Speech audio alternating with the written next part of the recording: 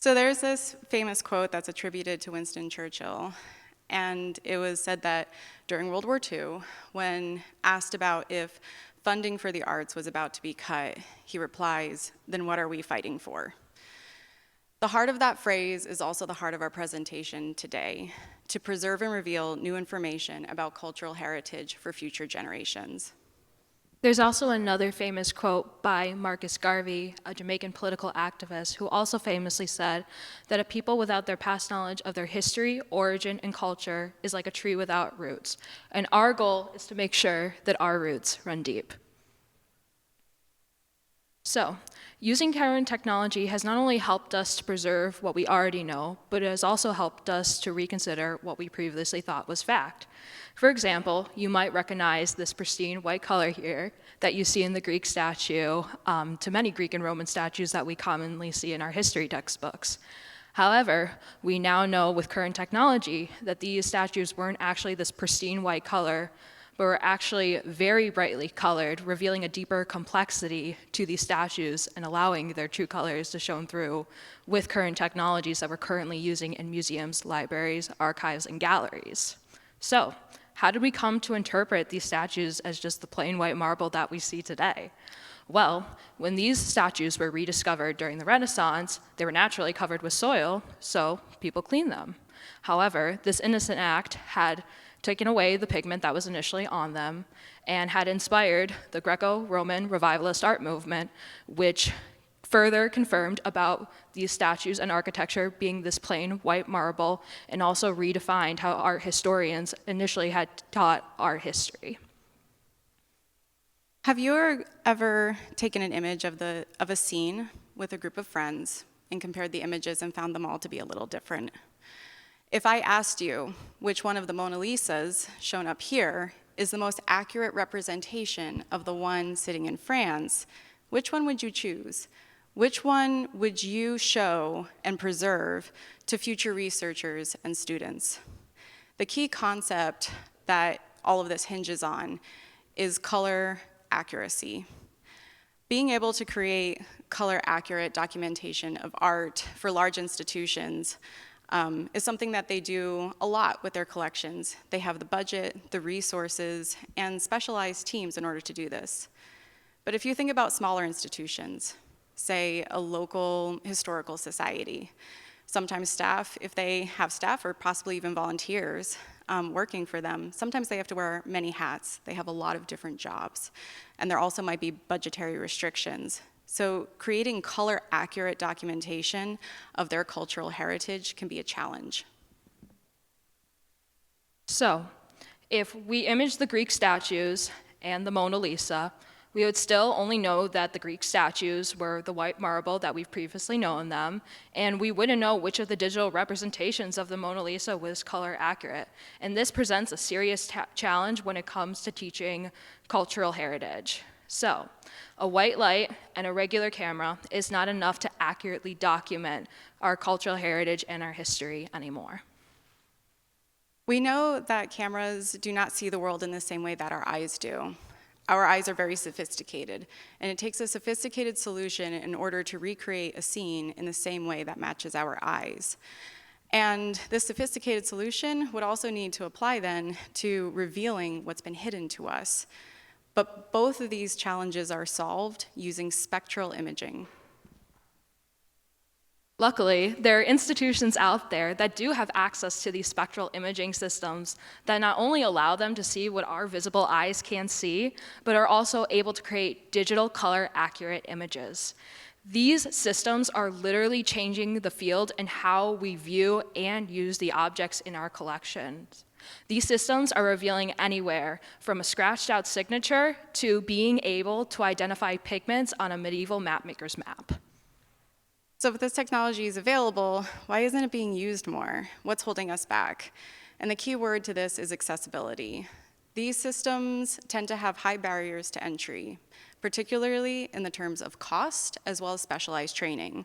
Some of these systems that are commercially available are tens to hundreds of thousands of dollars, and really only a few people in the world can actually operate them.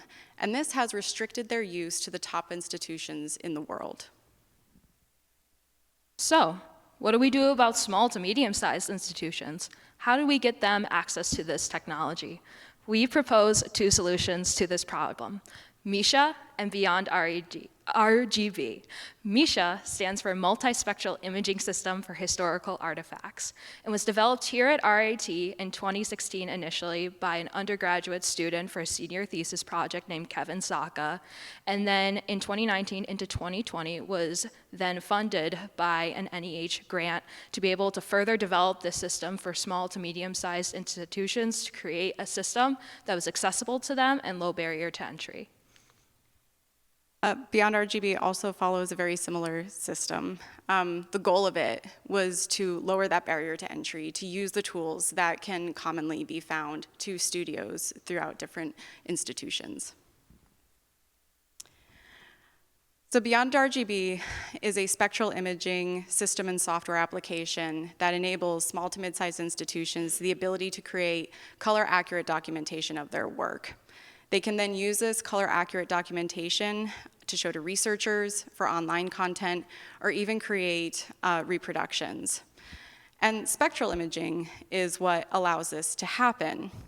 But as we mentioned previously, multispectral imaging has all these high barriers to entry, high cost, specialized training, and additionally, it tends to be limited to material analysis, not creating color-accurate documentation.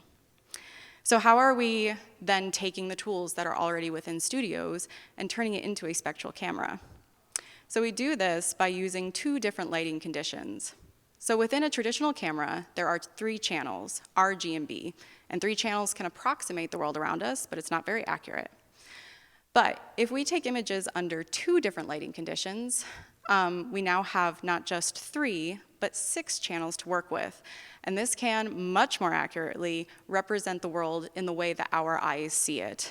This 2-light imaging process was pioneered by a professor here, Roy Burns. Okay, great. So we at RIT, we can take these images and do all this fancy processing. But how do we get this to a museum in another state? How do we get this to a museum across the world, to another country? We needed a software application that would be able to process these images. So along came Beyond RGB. Beyond RGB was designed by a now graduated color science student, Olivia Cusio, and Professor Susan Farnand. And it was built by undergraduate senior software engineering students. So this software intakes these images under 2 different lighting conditions, and the output is a color-accurate documentation of the artwork, and it also provides colorimetric and spectral image information about the artwork. So, on to what MISHA can do. MISHA is notable for being able to uncover faded, hidden, or damaged text or illustrations, mainly on 2D documents from a variety of materials. In order to do this, MISHA uses 2 primary pieces of hardware: a camera, specifically a monochromatic camera or a camera that sees in grayscale and uses 2 LED panels.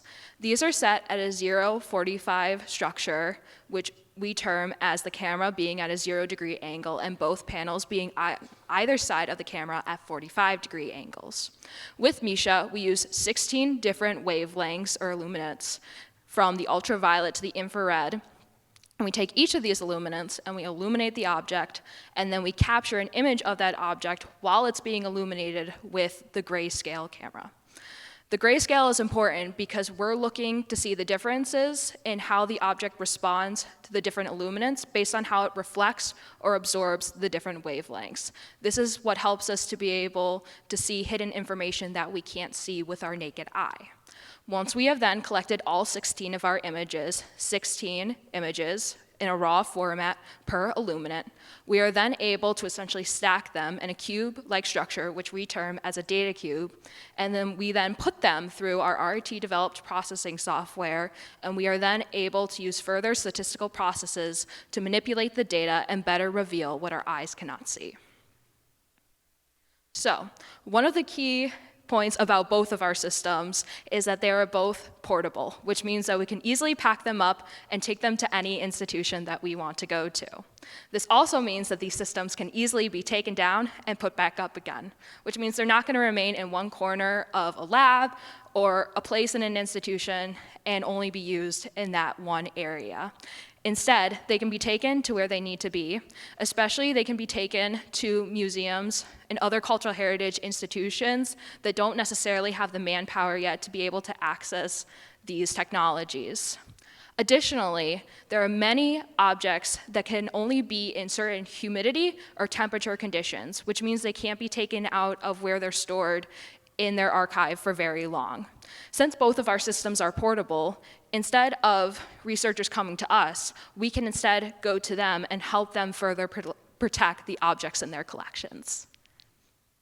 Another key aspect about both of these instruments and this research was ensuring that the software that was created for them had two components. It had to be free and it had to be open source. So free, because we don't want to be increasing any of the barriers to entry for small to mid-sized institutions, or really anyone, to be able to use this and process their images. Anyone here can go onto our websites, download the software, and start processing your own images. Also, it had to be open source. This was really important for us. Having the code be open source allows a museum to have someone go into it and customize the software to their needs. So if they need to change something about it, they're completely able to do so. So, who's actually using these systems? You might think that it might be a museum scholar or researcher who's just using it in their lab somewhere quietly tucked away.